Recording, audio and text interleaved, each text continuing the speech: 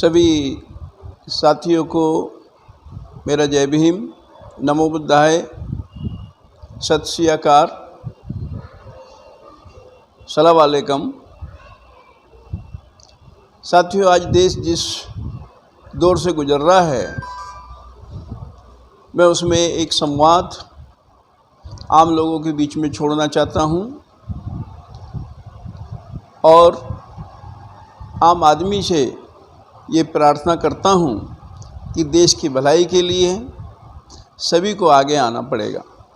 इसमें न जाति न धर्म को देखना है, न मंदिर मस्जिद को गुरुद्वारे को देखना है। देश की भलाई को आगे रखते हुए सभी को आगे बढ़ना पड़ेगा, सभी को आना पड़ेगा।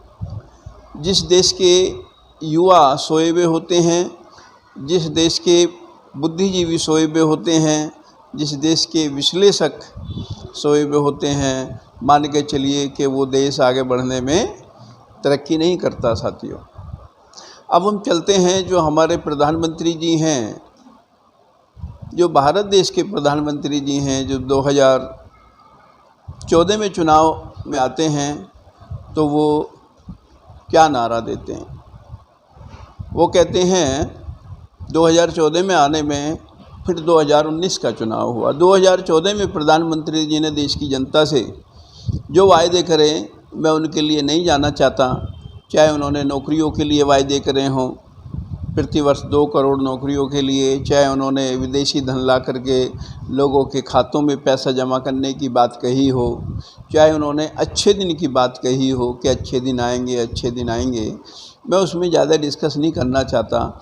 लेकिन 2019 का जो लोकसभा का चुनाव हुआ था, उसमें प्रधानमंत्री जी ने कहा था कि मैं देश को नहीं बिकने दूंगा, मैं देश की 1 इंच भी ज़मीन नहीं जाने दूंगा।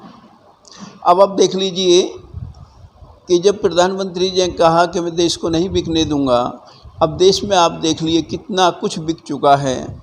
जो रेलवे लाइन है, जो तेजस ट्रेन चली है, टोटली प्राइवेट है।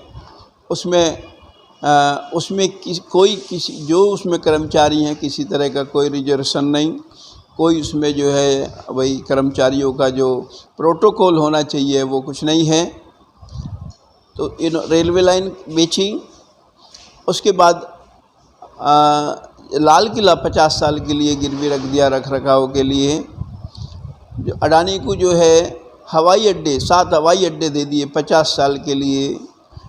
रेलवे स्टेशन है वो दे दिए। अब DRDO में जो है, DRDO में प्राइवेट विदेशी निवेश के लिए अलाउ कर दिया। अभी बैंकों तक को बेचने की बात चल रही है। अभी ONGC की बात बेचने की चल रही है। और प्रधानमंत्री जी ने लोकसभा में खुद ये कहा है कि किसी भी सरकार का काम बिजनेस करना नहीं है। तो अब इससे आप इफेक्ट देखिए क्या क्या इससे फ़र्क पड़ रहा है देश में। पहले कांग्रेस के टाइम पर पेट्रोलियम जो फ्री हुआ था, जो डीजल और पेट्रोल जो था, उसको सरकारी नियंत्रण से फ्री कर दिया था। उसके बावजूद आप देखिए दुनिया में कहीं भी तेल इतना महंगा नहीं जितना महंगा देश में है।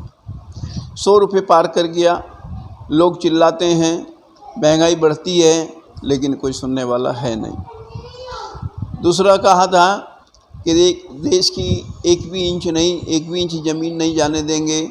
तो आप देख रहे हैं जब से बराबर जो लद्दाख में और ये हिमाचल की देश में हिमाचल में चाइना किस तरह अपनी फ़ौजें तैनात करे हुए है। बार बार हमारे रक्षा मंत्री जी को ये कहना पड़ता है कि चाइना फ़ौज 2 किलोमीटर पीछे चली गई है, 1 किलोमीटर पीछे चली गई है, जबकि हकीकत क्या है ये किसी को कुछ नहीं पता। तो ये आता है प्रधानमंत्री जी के कहने का कि मैं देश नहीं बिकने दूंगा, लेकिन देश बिक रहा है। प्रधानमंत्री जी कहते हैं कांग्रेस ने 70 साल में क्या किया, लेकिन प्रधानमंत्री जी उसी को बेच रहे हैं जो कांग्रेस ने 70 साल में देश के लिए दिया है, उसी को बेच रहे हैं। अपना दिया हुआ कुछ नहीं बेचा अभी। ये सब कांग्रेस के टाइम का बना हुआ ही बेच रहे हैं। मैं ना कांग्रेसी हूँ, ना मैं भाजपा का हूँ, मैं एक जो सामाजिक कार्यकर्ता हूँ। दूसरी बात ये है, अब चुनाव में बात आ जाती है। चुनाव में प्रधानमंत्री जी की 1 या 2 रैली या 4 रैली तक तो ठीक रहता है, लेकिन किसी भी प्रदेश में यदि चुनाव होता है तो वह प्रधानमंत्री जी वहीं अपना डेरा जमा लेते हैं और पूरे पूरे मंत्रालय, गृह मंत्री, गृह मंत्री और ये अपना फाइनेंस मिनिस्टर और ये रक्षा मंत्री, दूसरे प्रदेशों के मुख्यमंत्री, सारे एमपीज सब उसी प्रदेश में लग जाते हैं और उसको इस तरह का कैप्चर करते हैं, जैसे कि उसको इस तरह का कैप्चर करते हैं, ऐसा एक आक्रामक रूप करते हैं, वहाँ के लोगों को एक तरह भ्रमित करने की कोशिश करते हैं। लेकिन उसका फ़र्क क्या पड़ता है ये आप देखिए। इससे पहले बिहार में चुनाव हुआ था, बिहार के अंदर सब के सब लगे, राष्ट्रीय अध्यक्ष भी लगे, प्रधानमंत्री जी भी लगे, रक्षा मंत्री जी भी लगे, गृह मंत्री जी भी लगे, दूसरे प्रदेशों के मुख्यमंत्री जी भी लगे, जैसे योगी जी हैं, जो हमारे एमपी हैं वो भी लगे। और उसका क्या है यदि, और वहाँ सिर्फ जो है, और वो नीतीश कुमार जी भी लगे, जबकि तेजस्वी यादव जी जो राजद के हैं वो सिर्फ अकेले थे, केवल अकेले ने ही कमान संभाली थी। अब यदि देखा जाए तो तेजस्वी यादव की जो सीटें हैं वो इनसे अलग अलग में सबसे ज़्यादा हैं। सबसे बड़ी पार्टी जो है राजद वहाँ उभर के आई है। दूसरा पश्चिमी बंगाल से ले लीजिए। पश्चिमी बंगाल में प्रधानमंत्री जी ने रैली पे रैली सारी सरकार वहाँ लगा दी और सीधा कि भाई दीदी 2 तारीख को चली जाएगी, दीदी की 2 तारीख को विदाई तय है, दीदी ओ दीदी तुम्हारा काम ख़त्म हो गया है, 2 तारीख को तुम यहाँ से विदा हो जाओगी। अब भाई प्रधानमंत्री जी हैं तो अपनी गरिमा तो बनाए रखें कम से कम। प्रधानमंत्री जी जो हैं एक मुख्यमंत्री के साथ अपने आप की तुलना कर रहे हैं, तो प्रधानमंत्री और मुख्यमंत्री में अंतर क्या रह गया। एक मुख्यमंत्री को चैलेंज दे रहे हैं और चुनाव भी बंगाल का ऐसा कर दिया कि मोदी वर्सेज ममता, मोदी वर्सेज ममता। हर आदमी जाके यही कहे, चाहे योगी जी हों, चाहे गृह मंत्री हों, चाहे रक्षा मंत्री हों, चाहे दूसरे हों, यही कहें कि दीदी की विदाई 2 तारीख को 2 मई को तय है। यही नहीं, जो मोदी मीडिया है वो भी इसी बात को कहता था कि ममता जी की दीदी की विदाई 2 तारीख को तय है, लेकिन हुआ उसका उल्टा। आप तो 200 सीट पार करने की बात कह रहे थे, ये तो मेरे ख्याल से 80 सीट भी पूरी नहीं हुई हैं, 74-75 सीटें आपकी आई हैं और आप इतने सारे वहाँ पर आक्रामक रूप से लगे हुए थे और ममता जी ने अकेली ने जो 214 सीटें जीत कर एक परचम लहरा दिया और पिछले चुनाव से भी ज़्यादा सीटें उनकी आ गई हैं, पिछले चुनाव से भी ज़्यादा उनकी वोटों परसेंटेज आ गया है। जबकि आप 3-4 महीने से पूरा मंत्रालय वहाँ लगा रखा था, भारत सरकार पूरी वहाँ लगा रखी थी। देश में क्या हो रहा है क्या नहीं हो रहा इसकी आपको कोई चिंता नहीं थी, देश में कौन मर रहा कौन जी रहा इसकी कोई चिंता नहीं थी, लेकिन आपको तो सिर्फ बंगाल और सिर्फ बंगाल नज़र आता था। मैं ये पूछना चाहता हूँ कि आप जो प्रधानमंत्री हैं पूरे भारत देश के हैं या केवल भाजपा को जिताने के लिए हैं। प्रधानमंत्री चुनने के बाद तो देश की 130 करोड़ जनता है, तो 130 करोड़ के आप प्रधानमंत्री हैं, 130 करोड़ का आप नेतृत्व करते हैं, वैसा ही आपका आचरण होना चाहिए। आप जानते हैं कि आपकी एक रैली होने में देश का कितना पैसा खर्च होता, आपकी एक रैली होने में पूरा तंत्र वहाँ लग जाता है, पूरा हमारी पूरी जो फोर्स है वहाँ लग जाती है, आपकी सुरक्षा में लग जाती है। कितना पैसा देश का खर्च होता, अरबों रुपया एक रैली में आपके में खर्च होता है।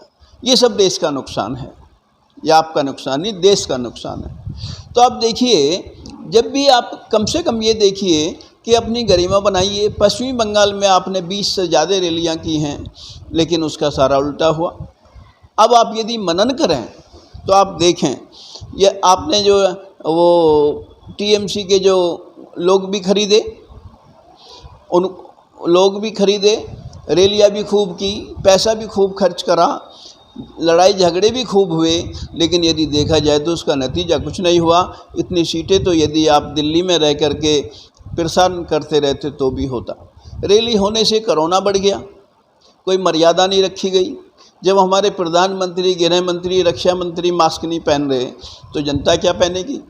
किसी को कहा नहीं गया, किसी को निर्देशित नहीं किया गया कि भाई जो है आप मास्क पहन के आइए, सोशल डिस्टेंसिंग बनाइए। सिर्फ होड़ लग रही थी कि रैली में किसकी में ज़्यादा आदमी हैं, रैली में ममता की में ज़्यादा आदमी हैं या बीजेपी की रैली में ज़्यादा आदमी हैं। आप ये सोचिए, जब एक प्रधानमंत्री दिल्ली से चल के पश्चिमी बंगाल में जा रहे हैं, देश का देश का गृह मंत्री वहाँ चल के जा रहे हैं तो आधे लोग तो देखने को आ जाते हैं, वोटर नहीं होते, वो तमाशबीन होते हैं, आधे लोग देखने के लिए आ जाते हैं। लेकिन नुकसान किसका हो रहा है? देश का हो रहा है। अब रह जाता है मीडिया की बात। मीडिया को जो अपना, मीडिया लोकतंत्र का एक चौथा स्तंभ है, मीडिया को जो अपना पूरा एक अपनी जिम्मेदारी निभानी चाहिए वो मीडिया नहीं निभाता। मीडिया चंद लोगों के प्रेशर में आकर के उसी की बात करने लगता। मीडिया भी कहने लगता हाँ दीदी की तो विदाई तय है, दीदी की तो विदाई तय। अरे भाई शर्म करो कम से कम मीडिया वालों, तुम अपना आंकलन तो सही दो। तुम जनता के बीच में घूमते हो, लोकतंत्र के चौथे स्तंभ की बात है, लोकतंत्र को बचाने वाला सिर्फ मीडिया होता है, हर तरह की आवाज़ उठाने वाला मीडिया होता है, तो फिर तुम क्यों उल्टी बात करते हो? जितने भी चैनल के एग्जिट पोल हुए, सुबह को किसी ने भी 150 वोटों से ज़्यादा नहीं दी। चुनाव ख़त्म होते के साथ ही मीडिया कहने लगा दीदी की विदाई तय है, दीदी की विदाई तय है, दीदी की। किसी ने भी सीटें 130, 140, 145 से ऊपर दी नहीं। अब क्या हुआ? कौन विश्वास करेगा मीडिया पे? जो मीडिया की बात जो देश नहीं विदेश में भी सुनी जा रही है, जो विदेशी लोग हैं वो भी सुने जा रहे हैं। विदेशी लोग भारत के मीडिया को सच्चा नहीं मानते, ये बिल्कुल तय है। भारत का मीडिया सच्चा है भी नहीं, ये आपने सिद्ध कर दिया कि हाँ सच्चा है या नहीं। ऐसा ही हाथरस में हुआ था। हाथरस कांड को जो है कुछ एंकर जो है उसे उल्टा ही ले जा रहे थे कि भाई उनके घर वालों ने उस लड़की की जो है ऑनर किलिंग किया है, ये किया है, वो किया है। अरे कम से कम आप मीडिया में हो, लोगों की आवाज़ बन के, लोगों की आवाज़ और कौन उठाएगा? मीडिया नहीं उठाएगा तो कौन उठाएगा? तो मीडिया को कम से कम ये देखना चाहिए कि हमारा जो आंकलन है वो सही होना चाहिए। अब क्या मीडिया इस पर अपनी माफ़ी मांगेगा? क्या मीडिया अपने आंकलन को गलत मानने के लिए माफ़ी मांगेगा? क्या मीडिया ये महसूस करेगा कि जो हम कर रहे हैं वो गलत कर रहे हैं? तो मीडिया को भी सुधरना पड़ेगा। अब आती है बात जो है कोरोना की। कोरोना का पहला केस 30 जनवरी 2020 को आया था। अब 30 जनवरी 2020 से आज तक जो करीब 1.25 साल हो गया, प्रधानमंत्री जी बताएं देश को कोरोना से निपटने के लिए क्या क्या सिस्टम किया है।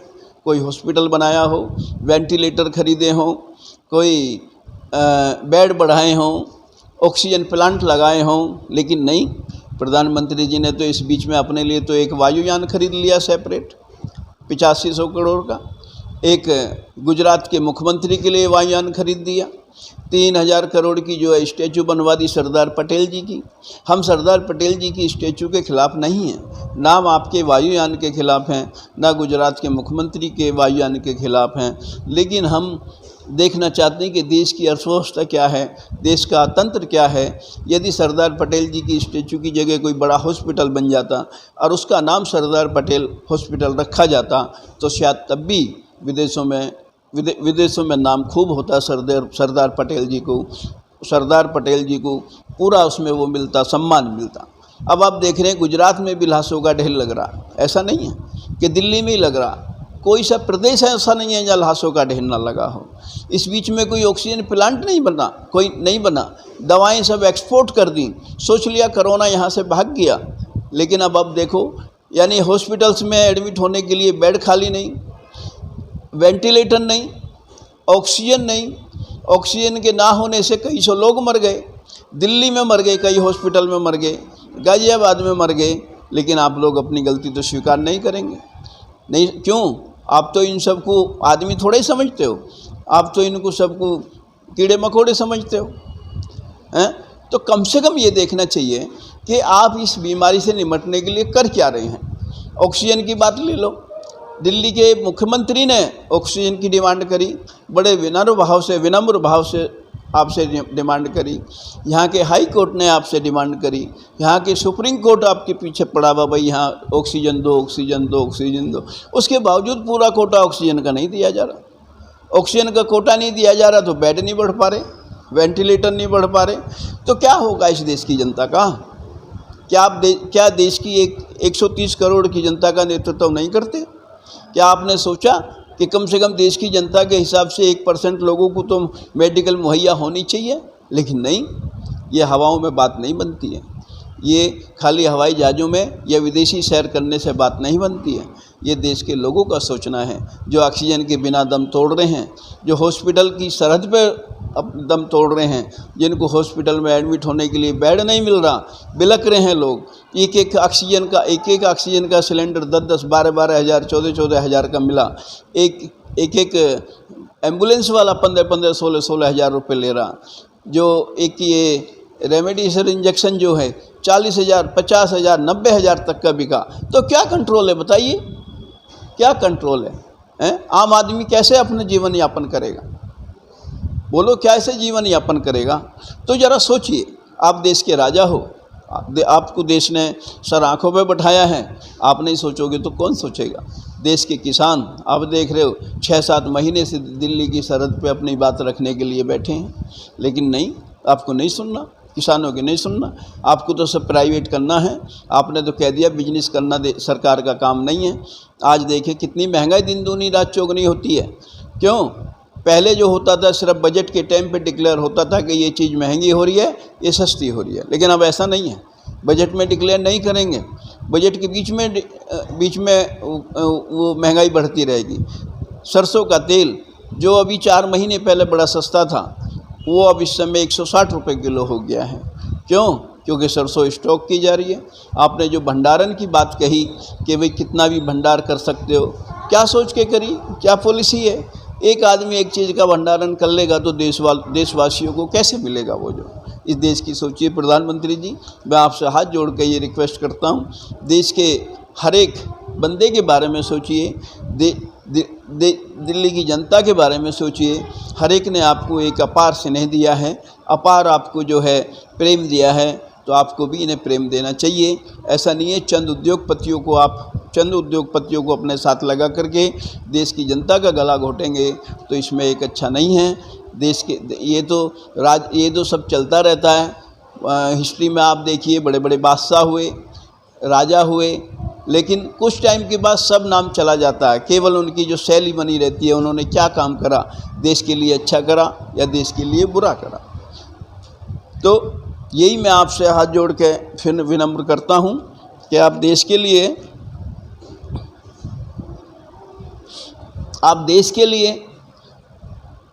देश के लोगों के लिए, देश के लोगों को जीने के लिए साधन जुटाइए, देश के लोगों को मेडिकल सुविधा दिलाइए, देश के लोगों को जो बीमा योजना है वो और अच्छी तरह सरल कीजिए, उसमें लिमिट ना रखी जाए। कई तरह की ऐसी चीज़ें हैं। शिक्षा यहाँ की बिल्कुल तबाह हो रही है। 2 साल हो गए, शिक्षा पे कोई काम नहीं हो रहा है। शिक्षा वैसे भी अब जो बच्चे जो बगैर पढ़े पास हो रहे हैं, जो बच्चे बगैर एग्ज़ाम के प्रमोट हो रहे हैं, वो आगे जाके क्या करेंगे? तो एक ठोस नीति होनी चाहिए देश की तरफ से, ठोस, जो हर एक छोटे से छोटा आदमी अपने आप को गौरवान्वित माने, छोटे से छोटा आदमी भी माने कि हाँ जी हमारे प्रधानमंत्री जी बहुत अच्छा कर रहे हैं, हमारे प्रधानमंत्री जी हमारी सुध लेने वाले हैं। पहले जो हिस्ट्री में देखते हैं, पहले कोई राजा या बादशाह होता था तो ये अकेला आदमी भी जाकर के वहाँ घंटा बजाता था और राजा तभी आकर के उसको न्याय देता था। लेकिन आजकल तो सुनाई नहीं आती, लोगों की चीख पुकार की सुनाई आपको नहीं आती, लोगों के बिलखते दर्द की आपको पहचान नहीं पड़ती, सुनाई नहीं आती। लाशों के ढेरे हैं, शमशान घाट में उनको जगह नहीं है, जलाने के लिए लकड़ियाँ नहीं हैं, लाश को जलाने के लिए 10-10, 12-12 घंटे का समय लग रहा है। तो ये कहाँ जा रहा है देश? क्या आपकी नीति है? कितना देश आगे जा रहा है ये तो आप ही जाने, लेकिन आम आदमी तो इसे आगे बढ़ता हुआ नहीं सोच रहे, नहीं देख रहे। तो इसलिए मैं फिर आपसे एक बार रिक्वेस्ट करूँगा, देश की जनता की आवाज़ सुनिए, देश की जनता की पुकार सुनिए, देश के बिलखते हुए लोगों की आवाज़ सुनिए, जिनको बेड नहीं मिल रहा, जिनको ऑक्सीजन नहीं मिल रही, जो हॉस्पिटल में एडमिट नहीं हो रहे, उनकी आवाज़ सुनिए। वो उनमें सच्चा भगवान बसता है। ये देश मंदिर मस्जिद गुरुद्वारे से आगे नहीं बढ़ेगा, ये देश भाईचारे से आगे बढ़ेगा, ये देश खाली भगवाकरण से आगे नहीं बढ़ेगा। ये आपने देख लिया होगा पश्चिमी बंगाल में, यदि कितना भी भगवाकरण देश का कर लीजिए, सब लोग एक हो जाएंगे तो भाजपा नहीं जीतने वाली है। भाजपा जब भी जीतती है जब वोटों का डिवाइडेशन होता है, जब वोटें बढ़ती हैं तो भाजपा जीतती है। तो इसलिए आप देश की जनता की सोचिए। यहाँ से सबको जाना है, सबको मरना है, मेरे को भी जाना है, औरों को भी जाना है, आपको भी जाना है, लेकिन यहाँ एक उदाहरण पेश करिए कि आपने देश के लोगों के लिए ये बहुत अच्छा किया है। तो यही करके मैं आपसे विनती करता हूँ कि देश की जनता के लिए सोचिए, देश की जनता को मेडिकल मुहैया कराइए, देश की जनता को इस महंगाई में मत धकेलिए। देश की जनता, देश की जो कृषि है उसको उद्योगपतियों को ना दीजिए। उद्योगपतियों किसी का नहीं होता। आज आपकी सरकार है, कल किसी और की सरकार होगी, उद्योगपति उससे जा कर के मिल जाएगा। लेकिन जो आपका वोटर है वो आपका वोटर होगा, जो आपका सपोर्टर है वो आपका सपोर्टर होगा। इसलिए इस देश की जनता की सुनिए, उद्योगपति की इतना नहीं सुनिए। उद्योगपति तो अपना काम निकालते हैं और चले जाते हैं। यही कह के मैं आपको विनती करता हूँ, आपको सलूट मारता हूँ। सभी को जय भीम, जय भारत, नमो बुद्धाय, खुदा हाफिज़, सत श्री अकाल। सभी को आदाब कह के अपनी बात समाप्त करता हूँ। जय भारत।